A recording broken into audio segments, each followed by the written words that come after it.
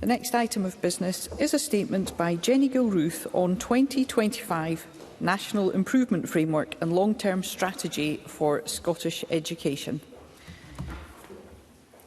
The Cabinet Secretary will take questions at the end of her statement, and so there should be no interventions or interruptions. And I call on the Cabinet Secretary. Up to 10 minutes, please. Presiding Officer, I welcome the opportunity to update Parliament on the Government strategy for improvement in Scottish education, which is published today in the 2025 National Improvement Framework. I intend to return to the Chamber for further discussion with members on this in the new year. I know each of us in the Chamber cares deeply about improving Scottish education. And we hear from our constituents about the challenges in our schools post-COVID, the invidious impacts of poverty, blunting educational interventions before our children have even crossed the school gates. It is therefore welcome news today that the gap between the most and the least disadvantaged learners has narrowed to its lowest ever level on 3 out of 4 of the key indicators. This shows that our long-term inputs, such as the Scottish Attainment Challenge, are delivering improved outcomes for our children. And I would like to pay tribute today to the hard work of our children, our young people and the teachers who care for them every day, and pay tribute to that work and the positive outcomes we are seeing in this year's Achievement of Curriculum for Excellence levels data. They show significant improvement across the board. And indeed, over the last year, the proportion of primary pupils achieving expected levels has increased for all stages. In secondary, the proportions of S3 pupils achieving 3rd level or better and 4th level have increased and are at record levels. That is a significant achievement and a clear indication that the work introduced by this SNP government is supporting better outcomes for our young people. The ACIL data shows good, solid progress, and we are determined to build on that. We still have much more to do to ensure that all young people fulfil their potential. The variation in outcomes across different parts of the country shows that the data must be addressed, and that challenge will be a focus of the Joint Education Assurance Board that we are establishing with COSLA to drive improvement across the education system. To that end, I welcome the agreement from COSLA to this partnership approach, which will strengthen our ability to work together to close the poverty-related attainment gap. Of course, improvement can only be delivered with the necessary people and the resources. That is why this government believes that teacher numbers are so pivotal in closing the poverty-related attainment gap. Presiding Officer, there is no parent, no pupil, no educationalist nor a political party in Scotland who would argue that educational improvement can be advanced with fewer teachers in our schools. And I am pleased that our overall pupil-teacher ratio has remained relatively stable, therefore, at 13.3, by far the lowest in the UK, particularly at a time when the pupil roll in Scotland has dropped by 3,100 in the past year alone. However, I am disappointed that teacher numbers have reduced in the past 12 months, despite the additionality provided by Scottish Government of £145.5 million. Half of Scotland's councils managed to increase, maintain or come close to maintaining teacher numbers, and I want to put on the record my thanks to those authorities today. I'm very pleased that in this year's budget, the Government has continued to recognise the importance of teacher numbers by uplifting the £145.5 million to maintain teacher numbers by £41 million. That's providing additionality and more support for our councils. We're also providing councils with an additional £28 million to support additional support needs in our schools, which is to be used to employ more specialist staff, such as ASN teachers, to support children and young people with additional support needs. Through the budget settlement, we're offering Scotland's councils an extra £69 million that will see local government and Scottish Government committed to working together to restore teacher numbers to 2023 levels next year. And I am pleased that COSLA leaders have responded positively to this offer. These additional resources come on top of a real terms increase in the local authority budget delivered by the Scottish Budget. And this budget will also see continued investment of the £1 billion Scottish Attainment Challenge, including, of course, the Pupil Equity Fund, which flows directly to our head teachers, empowering them to take the decisions they see fit to support the young people in their care.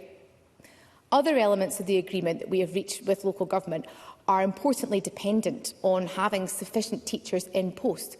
Firstly, the freezing and protection of current learning hours, and secondly, progressing reduced class contact time. Now, in class contact time, I want us to rapidly bring forward a joint proposal to the Scottish Negotiating Committee for Teachers to make progress at pace. Creating the necessary time for Scotland's teachers to engage with education reform has never been more important, and I know the teaching profession are responding to increasing workload post-pandemic. Medium and long-term joint workforce planning will also take into account the importance of responding to these issues, including different local needs. And I can confirm to the Chamber today that as a result of this agreement with COSLA, the Scottish Government will now issue the £145.5 million to local government in full this financial year. Presiding Officer, I also recognise that there remain persistent and stubborn challenges within our education system in relation to teacher employment. Now, these challenges are not new, this being an issue that I raised in my first speech in the Chamber back in 2016, predicated on my own experiences as a faculty head and those of my peers. And like members across the Chamber, I've been concerned about reports of new teachers struggling to find permanent roles. I met recently with representatives of the Scottish Teachers for Permanence group, where we discussed a range of issues regarding the ability of some teachers to secure permanent employment. And we know that post-pandemic there are fewer permanent posts for teachers available, and this is causing distress and anguish to many teachers, particularly post-probation. The allocation of an additional £69 million will therefore help local authorities to provide greater job security, because they will have the ability to offer more permanent posts. However, I must also reflect on the responsibility of government to sustained teacher employment. I am particularly mindful of the £48 million of investment that we make every year directly in funding fully the costs associated with the probationer scheme. And that is why I can announce today that we will work with partners to ensure that the teacher induction scheme meets the needs of the system going forward. Presiding Officer, in addition to the ACIL data, there has been further improvement in the increase in school attendance. Similarly, it is welcome to see the reduction in persistent absence, particularly given the links between poverty, disadvantage and poor school attendance. On the ground, the interventions of this government are making a real difference, whether through the virtual head teacher programme or via initiatives like breakfast clubs, which support attendance and children's well-being.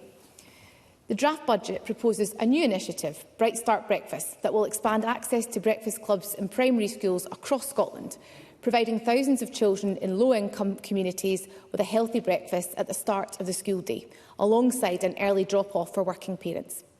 And I want to take further measures to build on this improving picture. So we will launch a national marketing campaign from next year, working with partners, including parents, to support our young people to return to, engage and benefit from their learning. And members will also recognise the further increase in young people reported as having an additional support need today. The draft budget makes provision for an additional £28 million to flow to Scotland's councils, supplementing the record £926 million which was spent in the past financial year. The updated ASL Action Plan, which published last month, further commits the Government and local authorities to improve ASN support across the country for Scotland's young people. Funding is also being provided to support national initiatives which will help to recruit and train more ASL teachers. It is vital that every child and young person with an additional support need, including those with complex needs, gets the support they need to reach their potential. And I know this is a sentiment every member of this chamber shares with me, and I have listened intently to the stories shared by families who need this government and Scotland's councils to do more. I look forward to engaging further with parents and teachers on this crucial issue at the EIS's Standing Up for ASN event, which is being held in the Parliament later this evening. Presiding Officer, the data published today demonstrates that our education system continues to recover from the damaging effects of the pandemic. But we must remain focused on further improvement. To that end, the 2025 National Improvement Framework has been updated to provide clarity and focus to our work on improving Scottish education. The framework sets out 7 strategic outcomes, delivery of which will make a significant difference to our children and young people. We, national government, local government, schools, teachers, parents, all have a role to play in delivering the improvements we want to see. And this is a message that came through very strongly from my recent discussions with head teachers across Scotland. Our schools cannot do this on their own.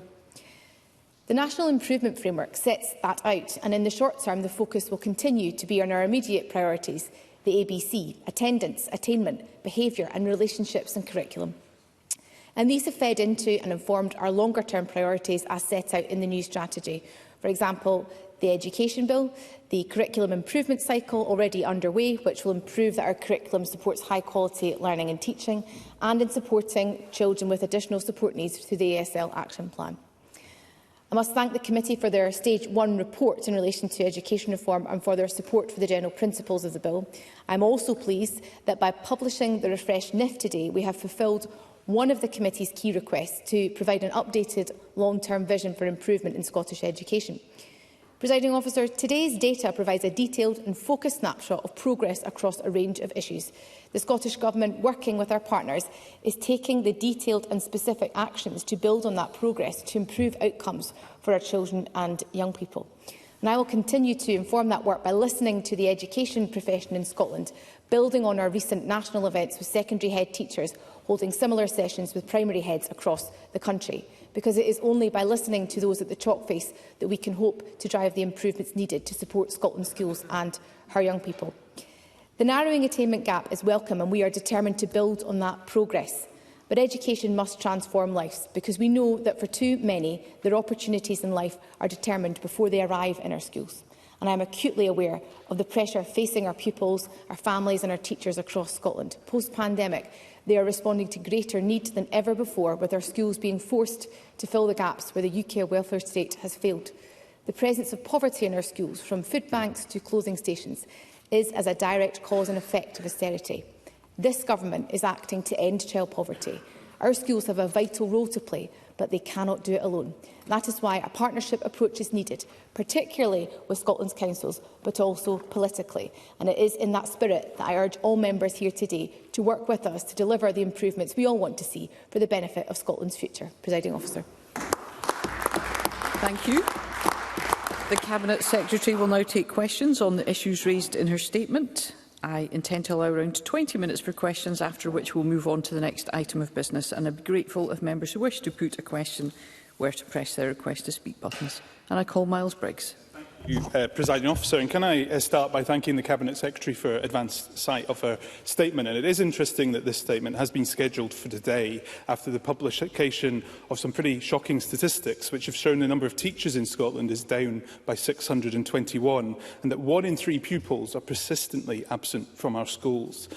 Now, the issue I want to ask the Cabinet Secretary about today is around literacy, because improving literacy levels in primary and secondary must be our #1 priority. If we want to improve literacy outcomes for all our children, then the National Improvement Framework must embed this, and we need to see improvements, I believe, around that. So can I ask the Cabinet Secretary if ministers will take on board calls to reintroduce the Scottish Survey of Literacy and Numeracy to actually benchmark the ABC work, which the Cabinet Secretary outlines in this statement, so we can actually know if children are ready before primary and secondary school, because we have seen reductions in literacy across Scotland, and we need to acknowledge that to be able to move forward. Cabinet Secretary. I thank the member for his question. And Mr Briggs and I have discussed literacy in the Chamber in recent weeks, and I'll come to that momentarily. But first of all, in relation to teacher numbers, I recognise the challenge here. I hope the member will also recognise the additionality that the Government is providing, first of all by uplifting the value of the £145.5 million by £41 million. But we are also providing an additional £28 million directly to local authorities to help them employ specialists such as ASN teachers, because we recognise the importance of teachers in our schools. And I don't think anyone in the Chamber today would disagree with that point. It's hugely important that we work to support our local authorities, and I'm very pleased that we've been able to reach this agreement with COSLA to that end. In relation to literacy, the member makes a point in regard to the Scottish Survey for Literacy and Numeracy, which of course was replaced by the ASL data. I'm more than happy to engage with the member on that. However, from my recollection, the SSLN, when I was last in a classroom, is a survey and was often not a data set that classroom teachers could engage with. The ASL data arguably provides a much richer data set, and it's also predicated on teacher judgment, which I think is hugely important. It is showing us progress in relation to improvement and narrowing gap and record attainment through the system. So I think we are starting to see real progress because of the inputs of this government. But I'm happy to work with Mr Briggs on this, and of course I committed to discussing this in the Chamber with him in the very near future. Pam Duncan-Glancy. Thank you, Presiding Officer, and I thank the Cabinet Secretary for advance sight of her statement. But I'm afraid with no specifics on a change of direction and little reflection on the reality facing schools today, this is more of the same, it isn't a strategy and it isn't long term. Indeed, we're told, after waiting, to wait again for more detail in the new year. Presiding Officer, the Cabinet Secretary has listed data, and she can list the data she chooses. But the reality is, and the Cabinet Secretary noted this herself in her statement, the problems facing schools are long-standing, indeed dating back to 2016 when the current First Minister was Education Secretary, and are deep-rooted. Absence is stubbornly high. Resource for pupils with ASN hasn't kept pace with need. Probationary teachers can't get work. The pupil-teacher ratio in secondary schools is the highest it's been since 2004. The Government have never met targets on class sizes, and local government is pulled from pillar to post. Presiding Officer, this is all going in the wrong direction, and pupils, parents, teachers and staff know it. So can I ask the Cabinet Secretary, does she honestly think it's acceptable to come to the Chamber on a promise of a strategy but deliver no detail? And can she finally set out when the Government will deliver on the Parliament's will and publish a long-term strategy for the workforce in education? Cabinet Secretary. Well, I thank Ms Duncan-Gladstone for her question. She raises a variety of different points. I will try, Presiding Officer, to cover all of those, although I may not be able to reach those. The member alludes that I've come to the Chamber today without a plan. I hope she has read or taken cognizance at least of the National Improvement Framework, which of course published today, setting out that strategic plan. She also makes mention, I think, at the end of her question in relation to workforce planning. Of course, that has been agreed to as part of our commitment to work with local authorities. I hope the member also recognises the additionality that this Government is providing to local authorities to help them restore teacher numbers to 2023 levels, and the additionality we're providing them for additional support needs. She talked about the historic challenges here, but of course today, despite some of the challenges in the past year, it's still the case that we have over 2,500 more teachers in Scotland schools than we did back in 2014. I hope the member recognises that, and of course the context for some of the falls and reductions here, which are mainly that in the past year we've seen a reduction of the pupil roll by 3,100. Notwithstanding that, I think it's very welcome news that we've been able to reach this joint agreement with local authorities in terms of educational improvement. That's what the National Improvement Framework is all about, and I very much look forward to engaging with the member on any suggestions she may have to that end, because I know she is absolutely focused on delivering the necessary improvements for our young people. George Adam, to be followed by Ros McCall.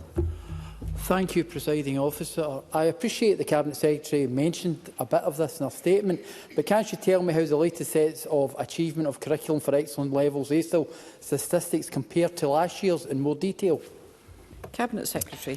Well, as the member has alluded to, literacy and numeracy levels are at record high levels under this Government, and of course the 23-24 ASIL data show significant improvement across the board, which I hope members will welcome, with the proportion of primary pupils achieving expected levels for literacy growing to 74% and numeracy to 80.3%. That's the highest level on record. Now, in our secondary schools, the proportions achieving third level or better in literacy has grown to 88.3% and numeracy to 90.3%, the highest ever level to date. The attainment gap for literacy between the most and the least disadvantaged children in primary and secondary school pupils has narrowed to its lowest ever level. And I'm sure all members across the Chamber will join with me in welcoming this news and thanking teachers and schools for all their hard work and ensuring this progress thus far. We have much more to do, but we should celebrate this success and improvement today. Ros McCall, to be followed by Jackie Dunbar. Thank you, Presiding Officer. Outcomes for care experienced children are conspicuous by their absence in the statement, but that's hardly surprising given the issues surrounding data collection that I've mentioned to the Cabinet Secretary in previous exchanges. In the statement, the Cabinet Secretary welcomes the small decrease in persistent absence compared to 2023. However, the rate of persistent absence remains substantially higher than from 2010 to 2021, when it was around about 20%. And secondary school rates are currently over 40% of pupils missing over 10% of the school year. So whilst breakfast and additional ASN teachers are welcome, what more is the Cabinet Secretary intending to do, given that we're looking at concerning neurodivergent issues behind this statistic? Cabinet Secretary. I thank the member for her question. We have discussed the role of the Virtual Head Teachers programme in the Chamber previously, and I should put on the record, Presiding Officer, given the overlap here, that I'm recused from the promise. However, We are looking to expand more broadly the virtual head teachers network because that is delivering real results in our school, particularly in relation to care experienced young people. The second point I would make is a broader point. The issues relating to persistent non-attendance post-pandemic are not unique to Scotland. I'm sure the member has engaged with the publication from the Children's Commissioner in England, which set out some of the challenge down south in relation to this exact issue. And the third point I would make relates to the measurement in terms of persistent absence. I recognise some of the challenge in relation to non-attendance last year, and we looked with officials at how we could gather better data. So we inserted this new data set on persistent absence last year. So it's welcome that we now have that data. It wasn't previously being gathered at national level. The member alluded to some of the work in terms of breakfast clubs, and I should say that I was in Manager Council only yesterday, seeing the difference that having a breakfast club has made in that school to attendance, speaking to the mums in that school about how it's making a difference to their working day. These are all the different types of interventions, whether it's the Virtual Head Teachers Programme or through Free Breakfast Initiative, which is, of course, part of the draft budget. These are making a difference on the ground. And the last point I would make, Presiding Officer, forgive me, I'm mindful of time, is that I have asked the Chief Inspector to include measurements around persistent absence in every single school inspection report. That's hugely important to driving improvement, which is exactly what the National Improvement Framework is all about. Jackie Dunbar, to be followed by Martin Whitfield. Thank you, Presiding Officer. Can I ask the Cabinet Secretary how the Scottish Government's announcement of Bright Start breakfasts builds on the current provision of breakfasts in Scotland? Cabinet Secretary.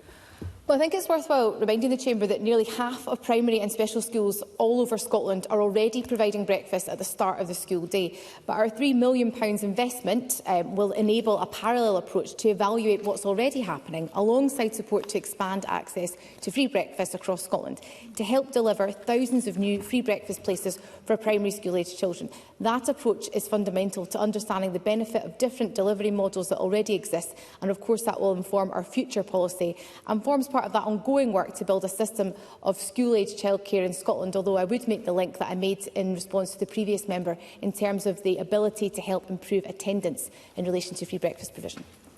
Martin Whitfield, to be followed by Evelyn Tweed. I'm very grateful, Presiding Officer. In her statement, the Cabinet Secretary talked about the work that was introduced by the SNP government to support better outcomes. But if we look at the outgoing completed activity from the 2023 National Improvement Plan at Annex A, there were 116 action points, but only 41 were completed. 65 are still ongoing. Will we see a greater success rate with the new NIF? Cabinet Secretary. I think it's fair to say that a number of those action points have been encapsulated within the updated and refreshed NIF. And the point of the updated and refreshed NIF is to gather actually where we are post-pandemic in our schools, which is exactly why it makes reference to some of the challenges the member and I have debated in this chamber on regular occasion, whether that be in relation to attendance, attainment or in behaviour. So we are taking forward further actions from the previous NIF, and we have updated and refreshed our approach, which is set out and published today. Evelyn Tweed, to be followed by Ross Greer. Thank you, Presiding Officer. To ask the Cabinet Secretary how the plan will address rural education challenges such as teacher recruitment and ensure young people in rural areas have the same opportunities as those in other areas. Cabinet Secretary. Presiding Officer, I'm very aware that remote and rural councils face additional challenges in attracting teachers to work in different parts of the country. And of course, simply training more teachers is not going to fix this issue if people want to live and work in urban areas. So I take concerns about teacher recruitment and retention very seriously, and I have already asked the Strategic Board for Teacher Education to develop advice on how we can better understand and tackle those challenges. But I am looking very much for creative solutions here, working with our local authority partners, many of whom know their schools, know their local requirements, and I'm very keen that our agreement with local authorities is built on to that end to develop better workforce planning to help support their needs at local authority level. So, for example, working with universities to target talented undergraduates who may not have previously considered teaching, to highlighting the benefits teaching offers, especially in rural areas, and also to providing opportunities to spend time in class supporting pupils. That's why the additional funding for additional support needs is so important in terms of the opportunities that might be able to present to some who may have trained to be classroom teachers.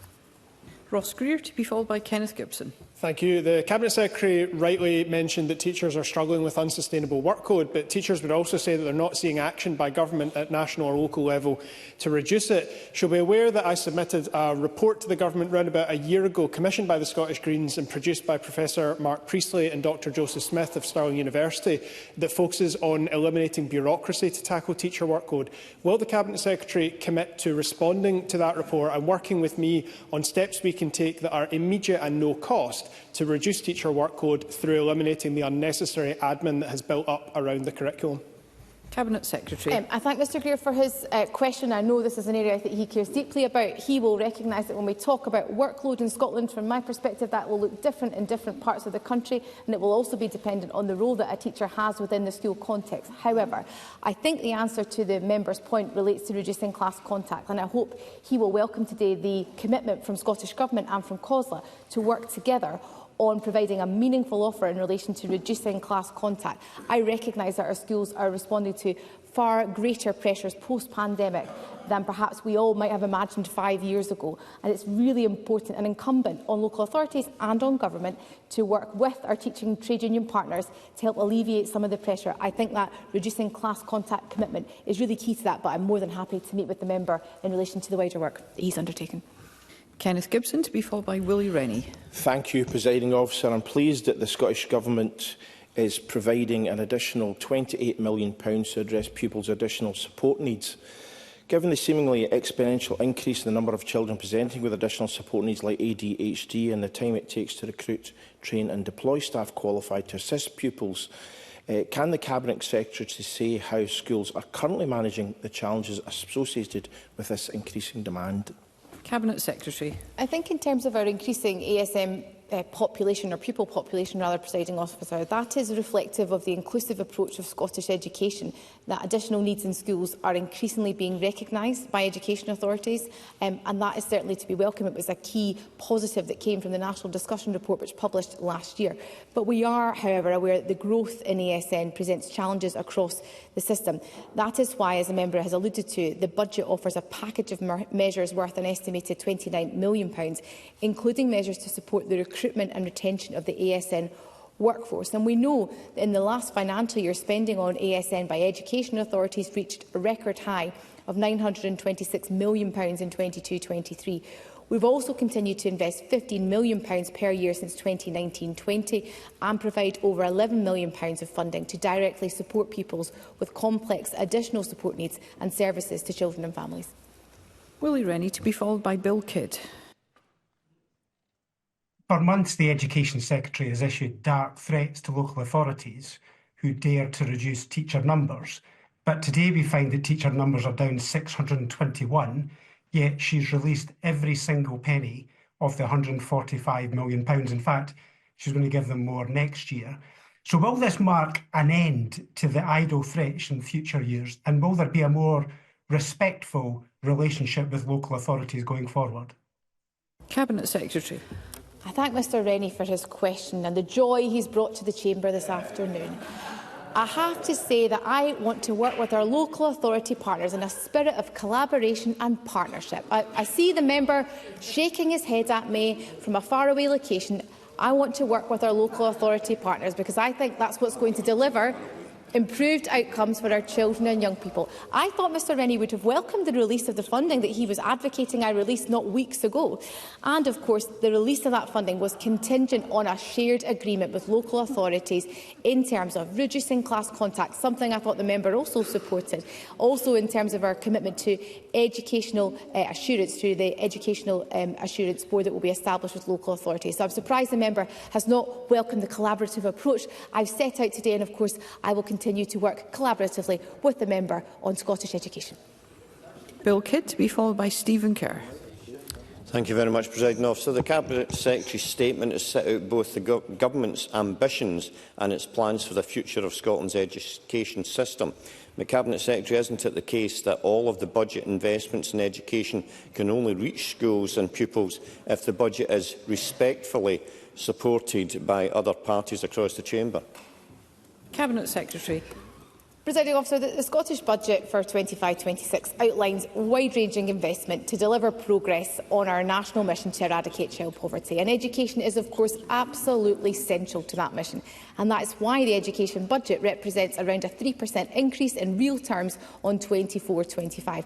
And as I said in my statement, the budget also provides local government with an additional £41 million to support extra teachers. That's beyond the £145.5 million that I've confirmed I will release today, and the additional £28 million for additional support needs, as well as, of course, £37 million to continue our expansion of free school meals to primary 6 and 7 pupils in receipt of the Scottish Child Payment. But, of course, the member is correct that all of this depends on parties across the chamber voting for it. So the people of Scotland will be expecting their representatives to consider and prioritise children and our most vulnerable. That is what the draft budget does. Stephen Kerr, to be followed by Fergus Ewing. Well, the Cabinet Secretary is right to refer in her statement to persistent and stubborn challenges. So turning to the NIF, let me ask her about the environment for learning in Scotland's schools. Because last month the GMB reported 45,000 attacks on teachers and other school staff, 200 assaults a day, and it was rightly described by the GMB as a national emergency. The Scottish Conservatives have been raising this issue for years, and I'm sorry to say the Cabinet Secretary has not done enough. So what is in the NIF or her strategy that is going to make schools safe and restore order to classrooms? Cabinet Secretary.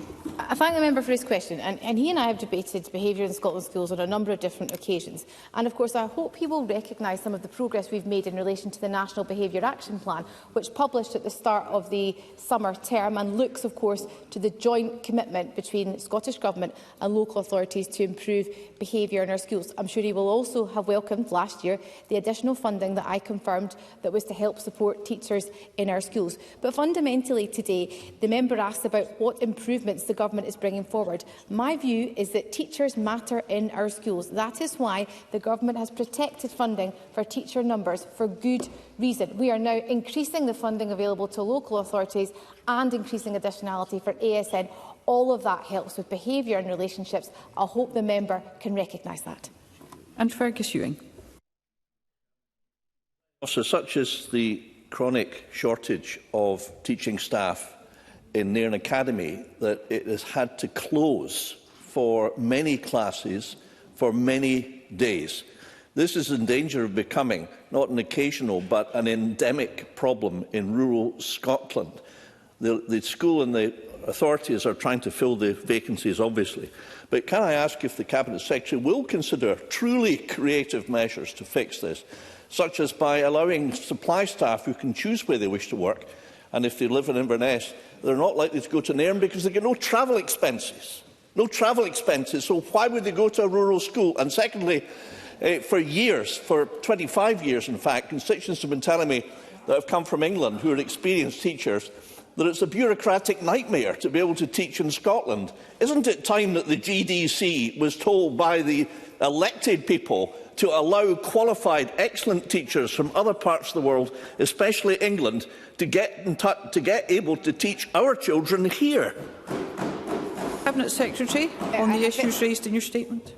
I think the member is referring to the GTCS. However, the member will recognise, he may know that when I started my teaching career, I ticked the box to go anywhere and went to Elgin High School for a year. That scheme still exists, the preference waiver scheme, and of course the Government resources that scheme every year. What we have seen post-pandemic are fewer teachers opting to tick the box. So we need to work with local authorities like Highland Council at creative solutions. I hope he's heard from my statement today that I'm very open to those measures. I am and I have been working with Aberdeenshire Council to look at how we might be able to help support some of the challenges they are facing. And I look forward to continuing these discussions, Presiding Officer, with COSLA as part of our new commitment to working with them to support improvement for our young people, but also to workforce planning, to the member's question. Thank you. And that concludes the ministerial statement. There will now be a brief pause before we move on to the next item of business.